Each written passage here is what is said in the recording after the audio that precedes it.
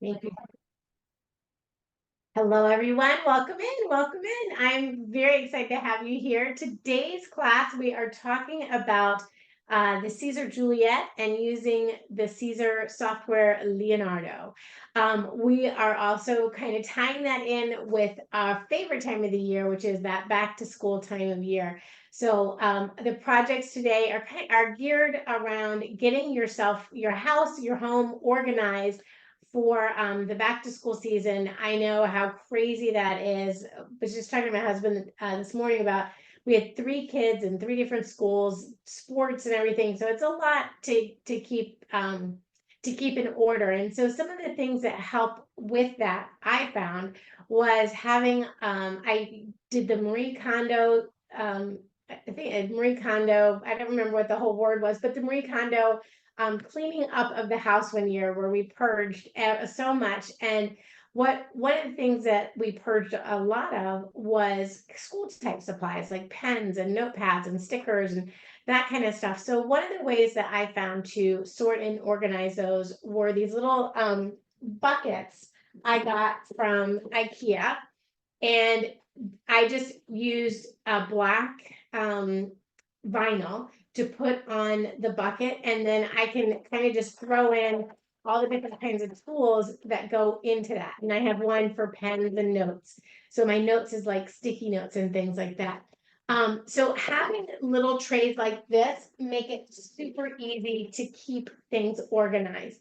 And you might find that that's helpful in, the place where the kids come in and dump their stuff, to have bins for shoes and backpacks. And so everyone knows where their items go. But I did find that placing school supplies in one place instead of having them scattered all around the house, everybody knew where to find those school supplies, and they could just go to that one spot, and there were pens and pencils and everything was right there.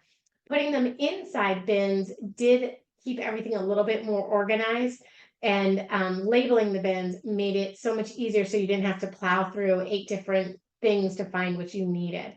So one of our projects today is going to be working with vinyl, and you can use the techniques that we use on the vinyl with any type of container you have. So the technique we're going to do, we're going to make a menu board, because the other part of kind of organization is that communication and the communication center, where everybody knows, what the events are for the week, and what you're cooking, who's going to be home for dinner, who needs to have a plate in the, covered with foil in the oven until they get back from practice or something like that. So we're going to be working on this menu board behind me, and this is with vinyl. So all of the techniques that we use with that vinyl will apply to whatever kind of container or organization system that you find works with you. So the other area that was always crucial for organization was clothing. So I try, and my kids are cute. They call me the laundry fairy. And even now, as they're in their 20s, they'll kind of leave a dirty clothes of laundry when they come home from college or something. And inevitably, like, I'll just do it and fold it and like, oh, the laundry fairy was here. So I am probably 5% of people. I really enjoy doing laundry, and I enjoy the folding process and thinking about my kids as they were wearing those garments and things like that. So keeping clothes organized has always been something that I felt was kind of set the tone. It could set the tone for the day or an activity. If you can't find what you need for that activity, it sort of like sends everybody into a chaotic system. So I started off when my kids were little. We did these, I had this little shoe bin, and I would just pack up. I had 2 boys and they shared a room, and I would put an outfit of each for each of them in one of the slots. And then they could, when they needed to get dressed, instead of having to go to a drawer and open it up and see, all the different t-shirt options, and then another drawer with all the short options, I was able to just say, well, pick an outfit out of the bin and put that outfit on. The outfits went together. So I was like one of those moms. I didn't like my sippy cup top to be different than my bottom. So I know you want to let your kids get dressed and do that on their own as much as possible. But seeing, the outfits mix match, I knew in my mind, I was like, oh, that's just going to cause more work for me down the line to try and match those back up together. So when I would fold the laundry, I'd put those outfits together, I'd put them in the bin, and then they could choose which outfit they wanted, and they could get themselves dressed and do everything. And then that also eased my mind of, does it coordinate? And I'm sending them out the door in a coordinating outfit. Some people, you may have like not enjoy laundry and not enjoy the clothes and have just your laundry baskets and just get what you need to get. And that works for you. That's your system. If you wanted to try and organize your clothes, one of the ways we grew up out of that was we started to have bins.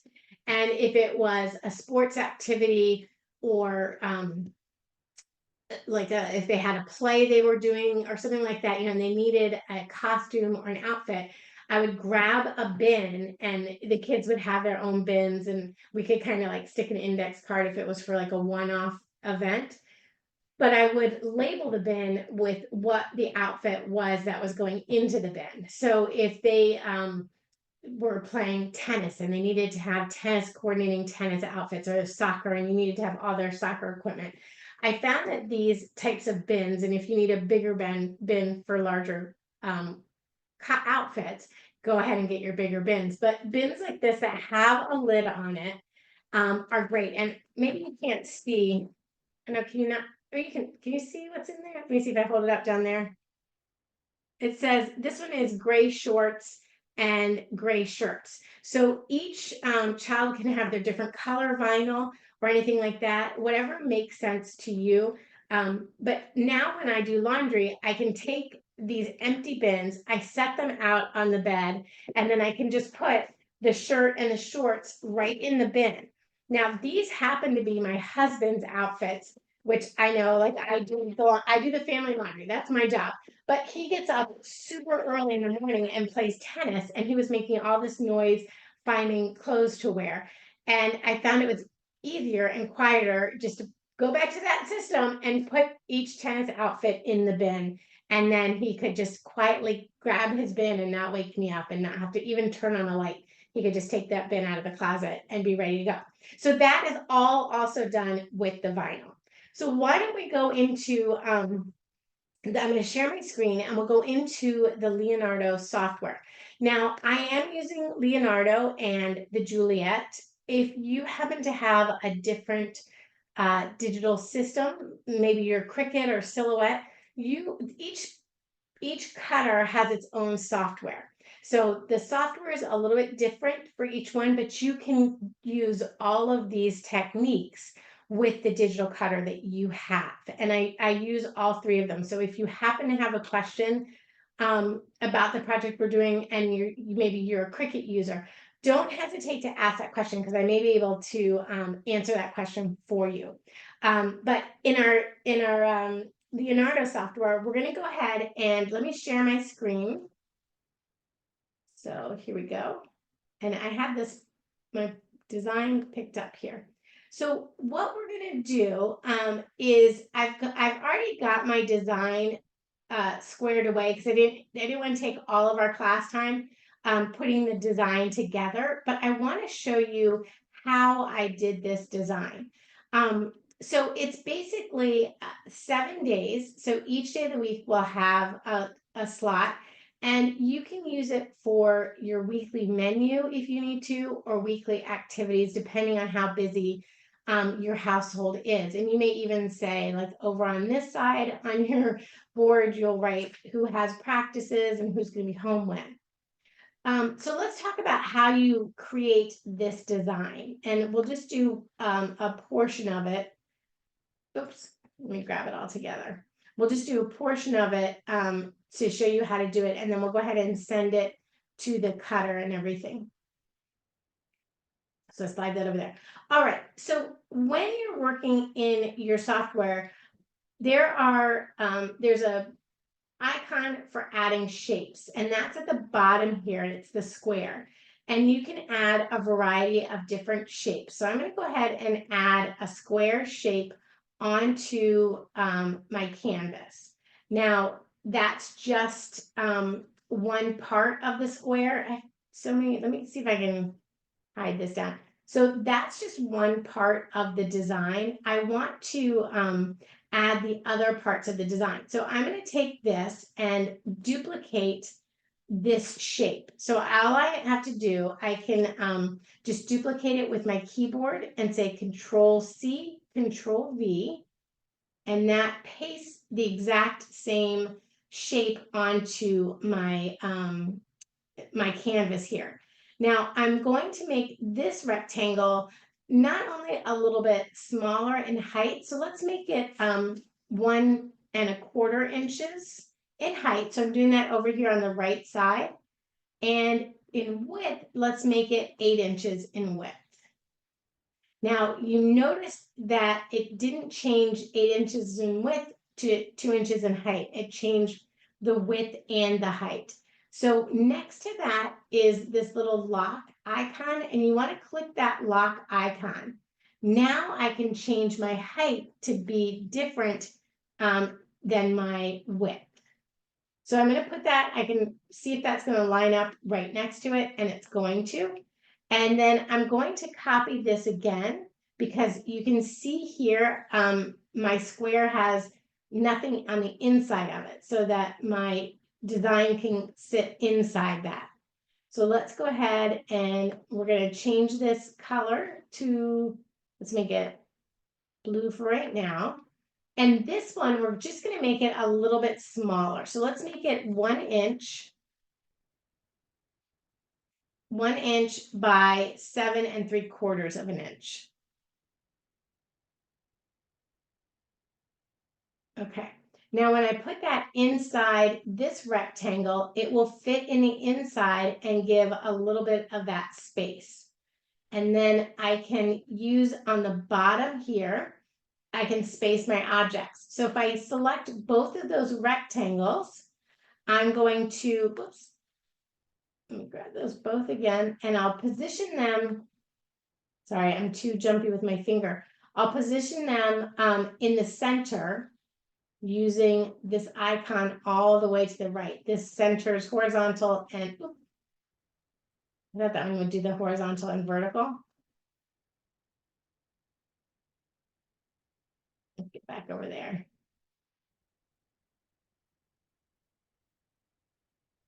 We'll do horizontal, and then we'll come back in and do the vertical. Now that just centers it right in the center of each rectangle.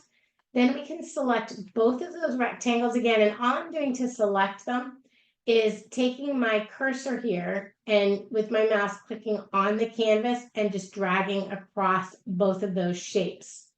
Then I want to do, I want to cut out the, separate where the two shapes intersect. I think that's what I want to do.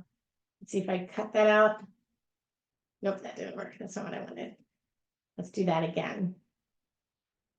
I always forget which is the one I want to do.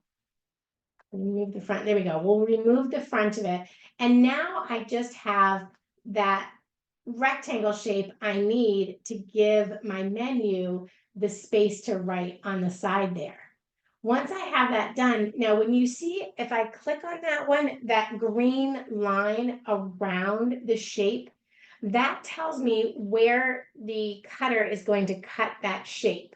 So if you were to look at it, where the two shapes overlap, I would have a cut line, and I don't care for that. I want to take both of those shapes and marry them together with the weld feature. Now those are together on my canvas. I can move them around if I need to, and I won't have a cut line right here. So once you've got your shape set up, we're going to do a text, and you just can add your day of the week into your text box here, and you're going to just apply that onto your canvas. And again, you can change the color of that so you'll be able to see where it goes. And then you're going to just set that into the rectangle there. Then you can use whatever font you'd like to use. Again, you can see that that is the cutout font. So we're just going to select again both of those layers. Well, actually, what I would do if I were creating this whole series again is I would go ahead and take these two layers and copy and paste them and line them up. And I can come back here to that Monday and change that to Tuesday. So you just would repeat these steps for all of the 7 days of the week.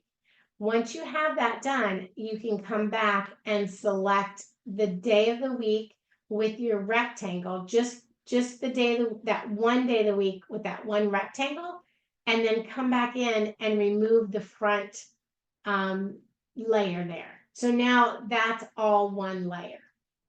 And then you would just line those up on your page and add your additional text over here that says this week or the Anderson family or whatever you wanted to add there.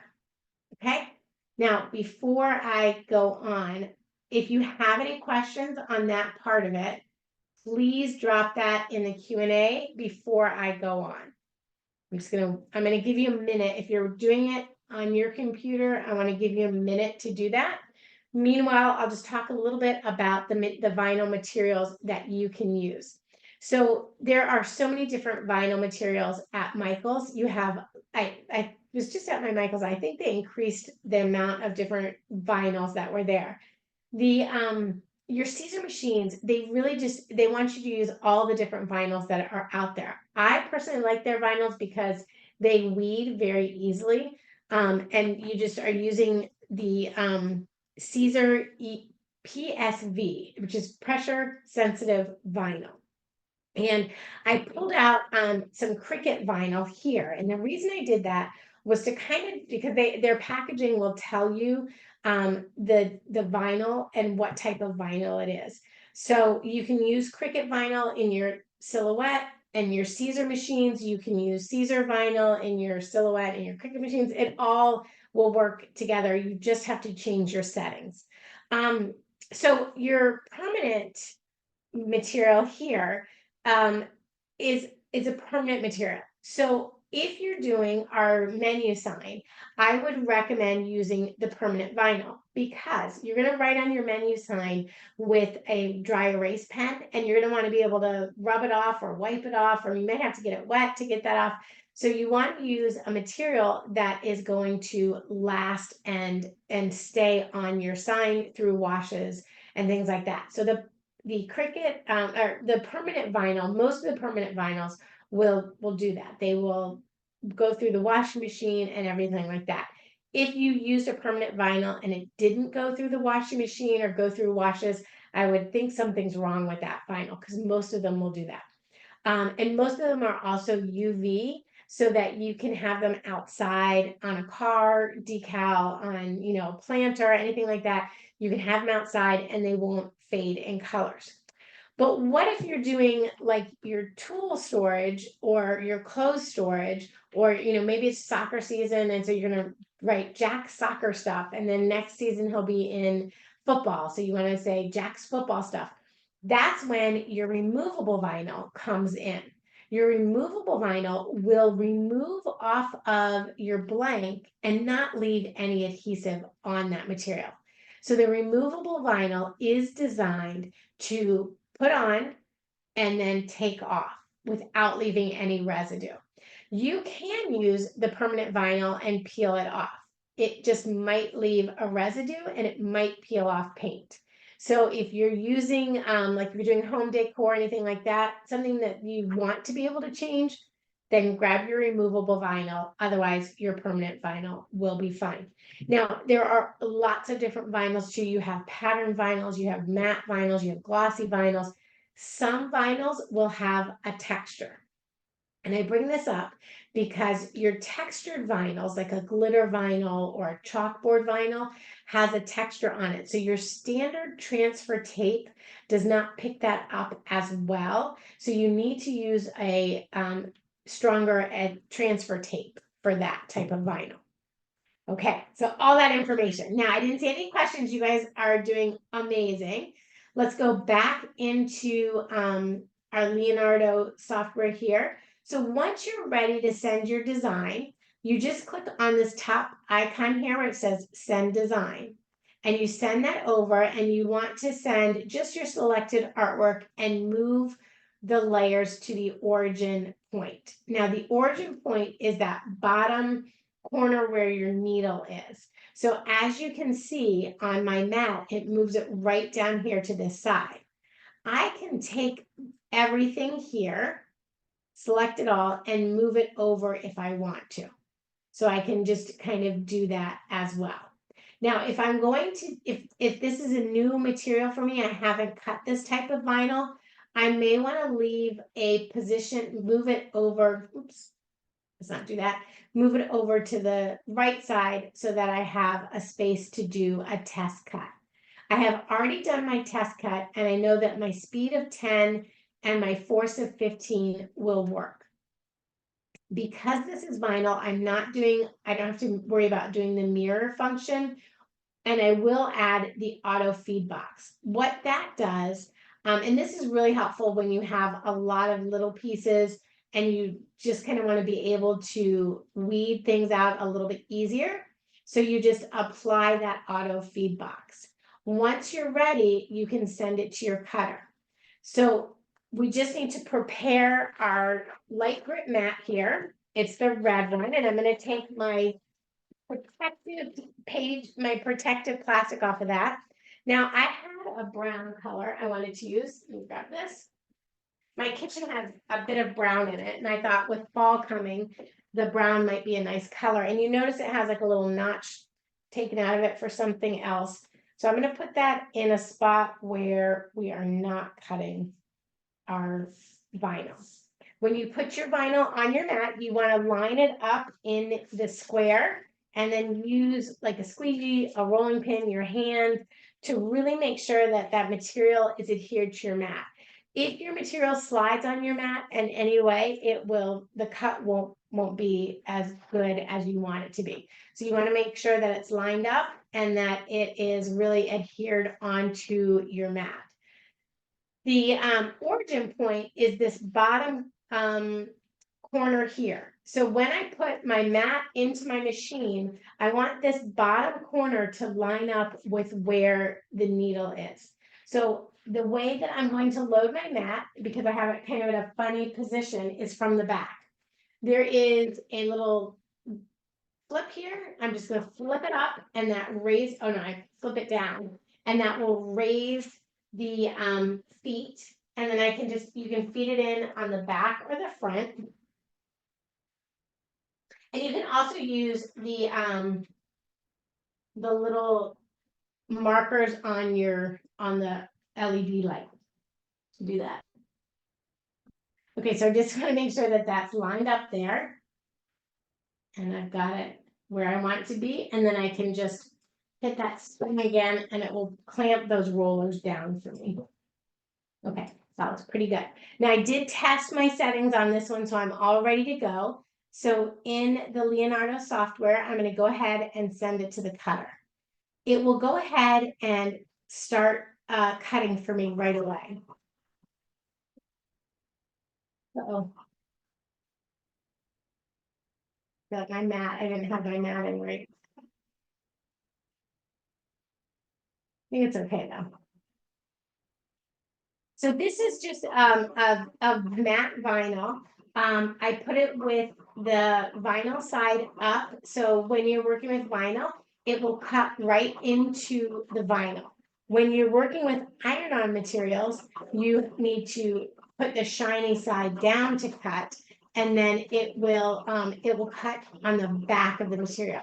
Because your carrier sheet here is on the back of the material because it has the sticky, so that white carrier sheet will hold your vinyl pieces together. On your iron material, your carrier sheet is on the front of the material. So it holds the carrier sheet, that carrier sheet will hold all the pieces together on the front. So you don't need to use a transfer sheet like we're going to need to use on this type of vinyl here. We'll just use a little carrier sheet on that. And see how quiet it is? I think the Siser is my quietest machine. It just does its little thing and it doesn't bother me.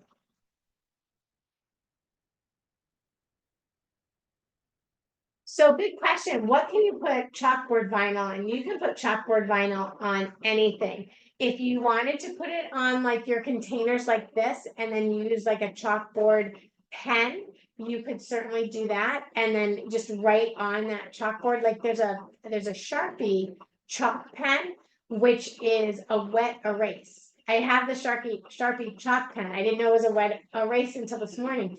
But if you did, if you use the chalkboard vinyl, you could put that on anything. Anything that you would put other types of vinyl on and then just use either chalk, like if you're doing it on, if you're making a chalkboard for a child to draw on, or just you want to do your menu and just put a piece of vinyl on there. You could do that. So each digital cutter has its own software. So Cricut uses, what does Cricut use? Silhouette uses Design Mate. Cricut uses, oh, I can't remember what they all are. Siser uses Leonardo. What does Cricut use? I should know, I definitely know this. Okay, let's swap over to my overhead camera. It will come to me, but no, each cutter that you use works with its own software. So the software is not compatible. Different types of cutters, though, will allow different softwares will allow you to download the SVG. So like if you had the Silhouette software, you could save your file as a you could save your file as an SVG and then import it into another system. So sometimes I'll do that with the Silhouette software. So now I just need to start weeding my design out, and I'm just going to first take off my my weeding box here. This is a pretty big design, so I'm just going to pull off my weeding box here. And this is a large design, and so it will come off all as one. So you want to make sure that it's not going to fold over on the items that you want to keep on your vinyl. So I'm just going to use like my weeding tool here, and I'm just going to carefully, I have these little words up here, and I want to make sure that I weed those out, get a good weed on those. I don't miss anything. So I'm just using my tool here just to kind of hold those letters down as I am removing the extra vinyl that I don't need. So that doesn't harm anything or anything like that. And then I can use my tool to kind of just get in there and make sure that I've got those nice cut lines going. And I just normally, like you'll see when I do the bigger parts of this, I'm not as cautious. But when you have, words like this, you want to take your time on each of the letters to make sure that the vinyl comes off nice and smooth, like that. So you don't lose those E's or anything like that. So always when you have something, small and delicate, just take your time, use your weeding tool or your fingers. Sometimes if I have a lot going on, I may say to somebody in my house, like, hey, can you come be an extra finger and hold this down for me? So you just want to just walk that off. And I'm just going to do the top part here. I do have one already weeded out so that we don't have to spend too much time on this, but it is good to see how to do the weeding, especially with smaller detail items like this. If you have a hard time with your eyesight on something like this, I definitely recommend putting it up against a window or a light box will make it easier.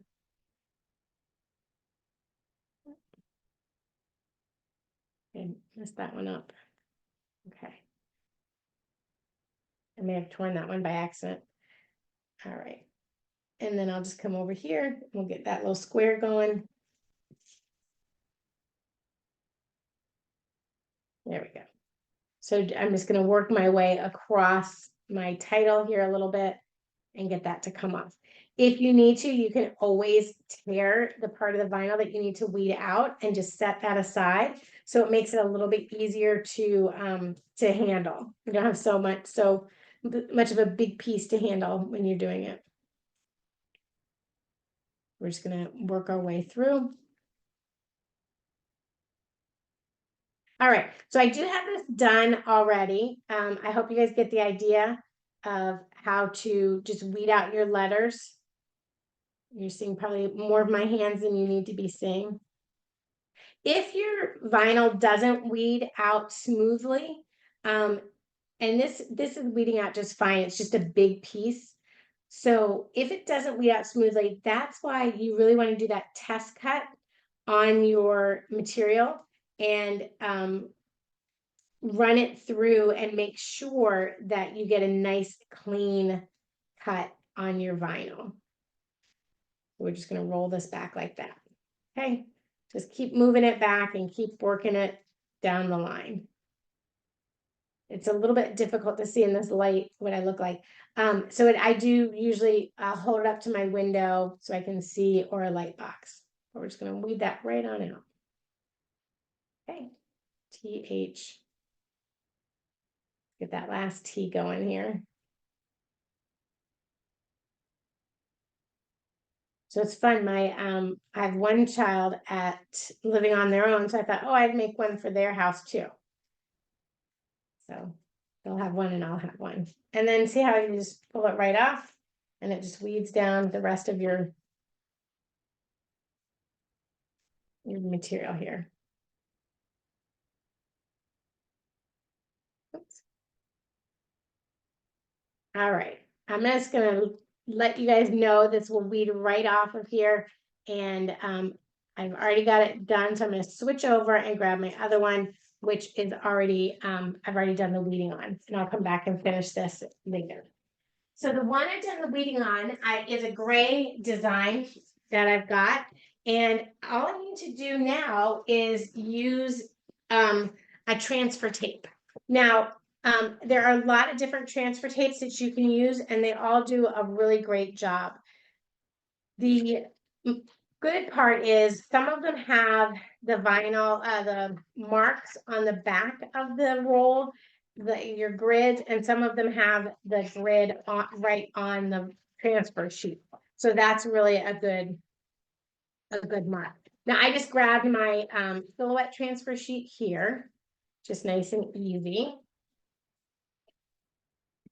And this is a standard transfer tape, so it's not like it's not a fancy one. And all I need to do is take my cut piece and put my transfer tape over that and then remove the backing. So the backing of your vinyl is holding everything together. And we're going to transfer that onto the transfer tape so that I can transfer it onto my board. So let's just go ahead and get this started. I take a corner, and I usually, the way that I like to do it is start off with just a little corner and then pull down about 1/2 inch to 1 inch and do like a hingy kind of design on it to help it adhere easier. There we go. So I'm just going to pull my transfer paper back and fold it at about that 1/2 inch line there. It'd be a little hard to see, but there. Right, that's in here. Okay, so on the vinyl here, you have a line mark. So I'm just gonna kind of fold my transfer backing down along that line, so that when I line that up on my vinyl, I know that it will be flat. Not flat, but it'll give me a nice clean line to work with. So we're just gonna line that up on the top of our vinyl here. I line up my tops like that. And then I put that down. So this part of the vinyl, this part of the transfer tape still has the backing on it, and it's not attached to my vinyl.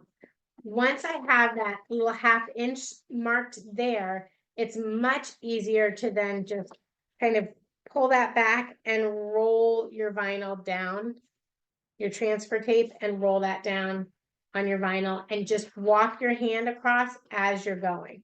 If you get a little wrinkle in it, like I did here, that's okay. We can just pull that off and lay it back down.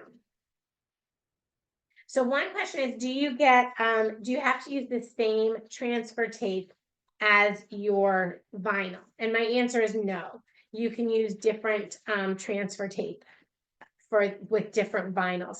Now, if you're having a really hard time with it, then I'd say, well, maybe you should use that brand's transfer tape. But in general, I'm able to use the different ones. Now, I will save this backing piece because you can reuse your transfer tape as long as it has stick on it. So as long as it's sticky, you'll be able to reuse this over and over again. So we'll just work out any little air bubbles or kinks here. Now, sometimes your design transfers off really smoothly, and then you could kind of do that same technique on the vinyl itself and make kind of like a hinge. So you could see where it's going to fit. So I can see like this line right here will fit on my design here. So I could just roll this back again. Let's just do that. So I'm going to take the backing of my vinyl and we'll roll that back to the 1-inch line again. There's no vinyl here. Now, sometimes if you're working with a large piece, this works nicely. But if you're working with a smaller piece, then you would just take the vinyl off, the backing off and just have the transfer sheet. And then I hold it like a little taco and I put it on. And I just line up the center. But with this, we can line up our grid here right on the MDF board. And this is just a white MDF board that I'm going to put on a little easel, and it's just going to sit up there nicely. So I want to make sure that my transfer tape is adhered down, and then I'm just going to pull this over and pull off my design. Now what I need to do, I'm going to come from the other direction. Let's go this way. So when you're pulling off your design, what you want to do is come at a 45-degree angle. So you see how this part of the design is not holding down? I'm going to come at a 45-degree angle and roll the backing paper off of the vinyl. So I'm just going to roll that right off.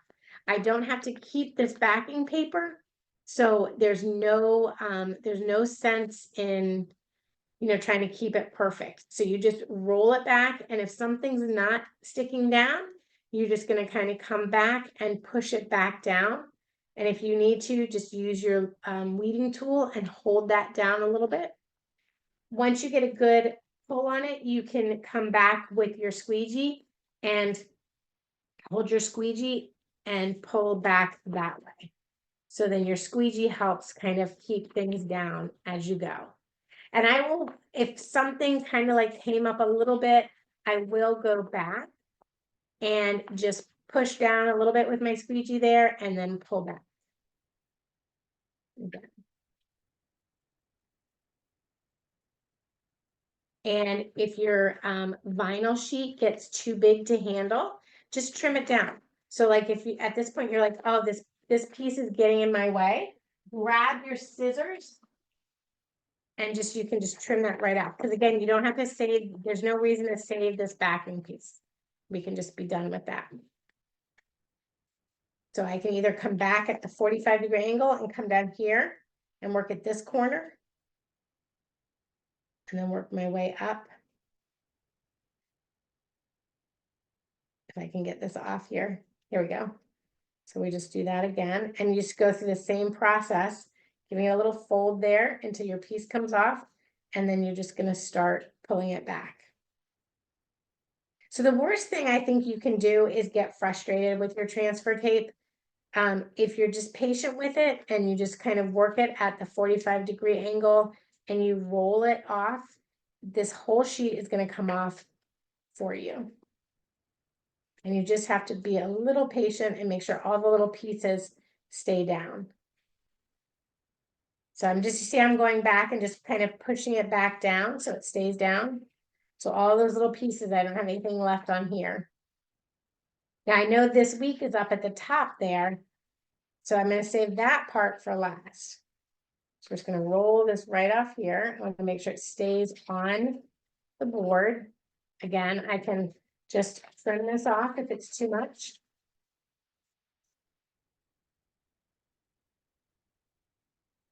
And then we'll start from the bottom and do another 45-degree angle. So I think it's better if I do it this way because it'll come off easier.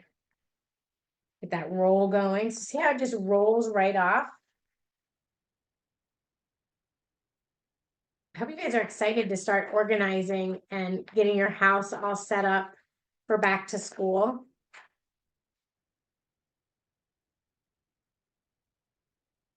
And the good thing is when your house is a little bit organized, it makes your day, if you work out of the house, it makes it a little bit easier to come home and you know you have a system and everybody learns the system. That really does make it easier. So if you have a menu plan, let's say you're the one who does the grocery shopping, but you have a menu plan, if somebody comes home and they can cook dinner and get dinner started for you, then that's a big help. So having what is planned for dinner communicated out is very helpful until your kids can drive themselves. And then you find that they go get their own dinner because they didn't like what you had planned. All right. So we're just going to pull this down and make it nice and flat. And then I'll come back with my wedge and just push this down. You just want to make sure there's no air bubbles in here on your vinyl.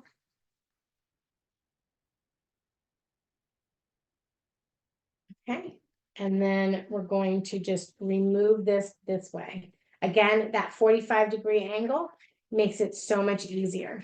Now this is a bigger design. So, you may be working to start off with in smaller designs if you're a beginner, but if you're a more experienced crafter or with your vinyl cutter, then this might be a great project to start with. Also, if you are like a little intimidated by working with the big piece, with so much on one piece, you can always cut your days of the week down a little bit smaller. So it's a little bit more, if it feels more manageable. Pardon me. Now we'll just put this looking at you see how it's tricky it is to work with? We're just gonna put this back on here. Actually, I'm not gonna do this. Well, I'll do this right now. Okay. I'm gonna hold that down. Come back with this. Get this lined up.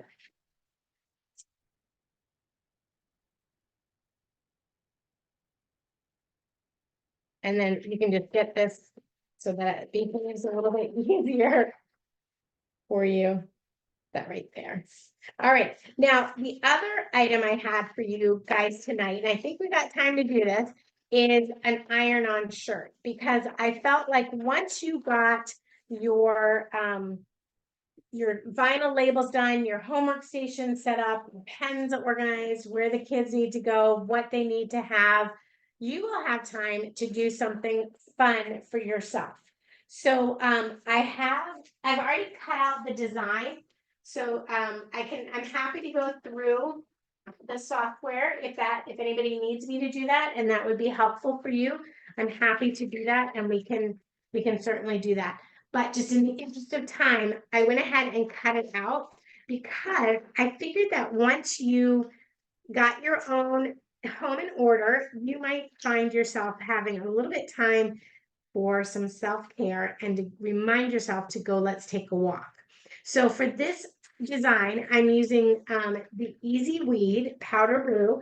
You do want to mirror your design in the Leonardo software, because when you put your iron-on material, and this is with all the cutters, when you put your iron-on material on your mat, you're going to put that shiny side down. This is actually the back of the material. So it cuts it out in reverse. And then we're going to put it on the t-shirt the other way. For this one, Chanel, we may want to go back to the front camera. I think actually, let me let's do the front camera. We'll try that one. Let's see if that gives us enough of a range. All right, so I have the easy press right here, and we're just going to go ahead and get that started to heat up. All right, let me get that. So I'll heat it up to 365 and then we press it for I'm sorry, 305 degrees, and we'll press it for 10 to 15 seconds. So let me go ahead and get that set up. 305 degrees. Now you can do this with your home iron. If you have a home iron, you can absolutely use your home iron to do the press. I just would recommend that you not have the steam setting on it, so that you have it so that it is you want to have it so that it is no steam. So then you want to take, if you're working on a hard surface, you want to make sure that you have a paper, like not a paper towel, but like a bath towel down. And then you can put with the bath towel, then you can also put right on a hard surface instead of putting it on an ironing board, because your ironing board has like little holes in the bottom and it's not designed to hold the heat. If you're using an easy press, you want to have an easy press pad like this. So I'll just use this to go down. Now I don't, if it's a shirt for myself, I can wash it beforehand, but if it's a shirt that I'm gifting to somebody else, I don't wash it ahead of time. I just make it for the person, because I want to make sure that they I don't have any allergies or anything like that.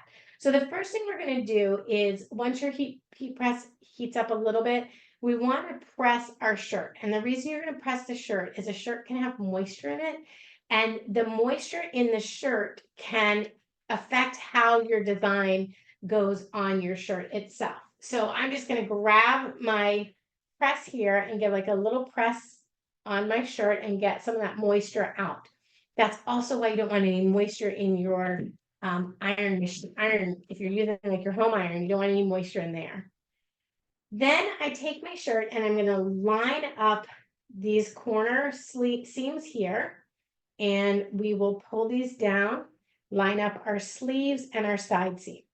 Once I've done that, I'm going to press the center front of my shirt. This helps me find the center of my shirt when I'm ready to press it. So I'm just going to put that down on my pad, and I will press that front center of my shirt. And then we may want to go to the overhead again, and I can, I'll show you how we're going to line up the design on the shirt. So can we swap over, Chanel? Okay. So now that I have my shirt with the little, and you can see like I got something stuck on my press there, so I'm sorry guys. I'm going to put my shirt down, and it's got that nice seam right in the center, so I know where the center of my shirt's going to be.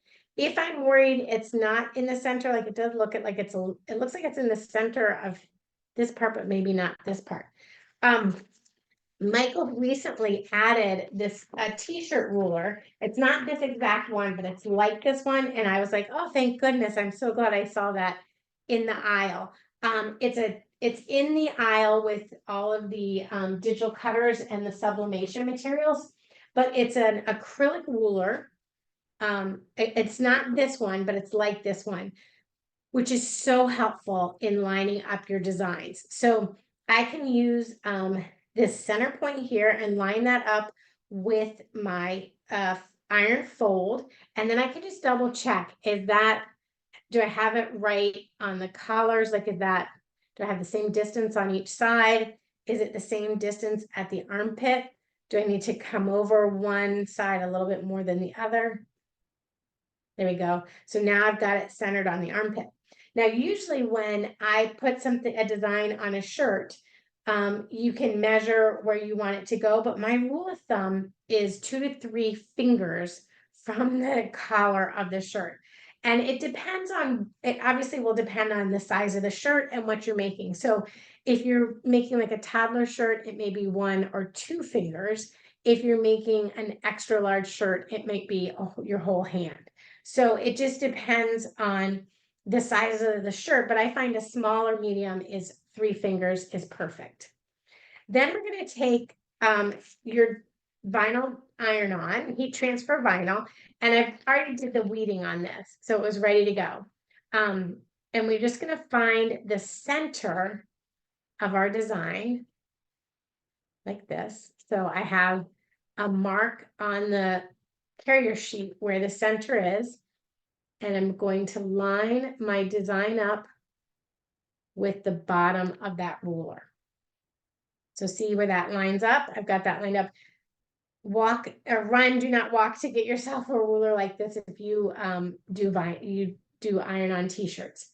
Then I can slide it over, and I've got about 3 inches there. And we are about 3 inches there. So I'm happy with that placement. I think it's good to go. And now all I need to do, it has the carrier sheet on it. So that's that like clear plastic piece. I don't need to put anything else between that and the heat press. And we're going to do this for 305 degrees for 10 to 15 seconds. So let's go 15 seconds. Okay, so I'm just going to bring over my heat press here. Sorry, I've got to do it upside down. And I'm going to hit the start button. Now, this Easy Press does have the Bluetooth functionality. So I could use my phone app to send the information to the heat press. Let's see if I can find it. So you just use this Cricut heat app, and it will send that information over to the Easy Press, and it'll start up the heat and everything like that. If you this is also a great tool to find your heat guide. So you can, if you need to know what your heat settings need to be, if you're using an Easy Press, then you can just use that right here and they'll get those tools. So if you don't have the Bluetooth functionality on that, we're just going to let this cool. Now you can peel this hot or cold, either way. And then make sure it stays on there. I will sometimes like take a cold bottle. If I have a cold bottle of like an ice bottle or something like that, I can run it over and that does get it cool. If you take it off the mat, because the mat is designed to hold heat in there. Doing pretty good. Let's try it.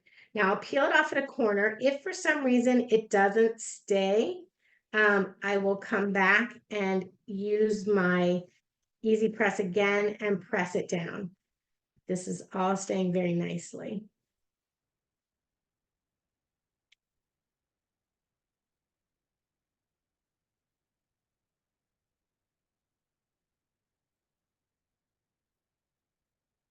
So I do see it is coming up a little bit on some of the different spaces, like right there, right on the edge. So what I'm going to do is once I've taken the whole piece off, I can take a piece of butcher paper, or if you have like a little sheet of iron, a press cloth or something, you can put on there. And I'm just going to do it one more time.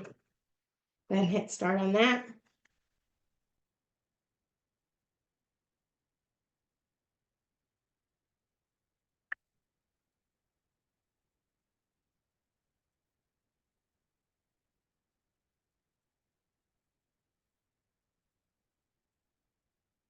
Okay, and there we go. Now that's nice and stayed down there. All right, so I hope this class was helpful, not only to help you get your home organized and ready to go for back to school now that fall's coming and that busy time of year is happening. So I really do hope this gave you some good tips and ideas to get organized, as well as a way to take care of yourself, because you've gone through a lot. Summer was tough, and now you get to maybe find some time to enjoy yourself and give yourself some self-care. So you have some good systems in place, and you have you can squeeze in some time for yourself and just go outside for a walk. I hope you join me again for another class. I have classes every month, so check out the schedule on michaels.com, as well as post your pictures of your projects and tag Learn with Michaels. We'd love to see what you make. Thanks so much, Chanel, for hosting.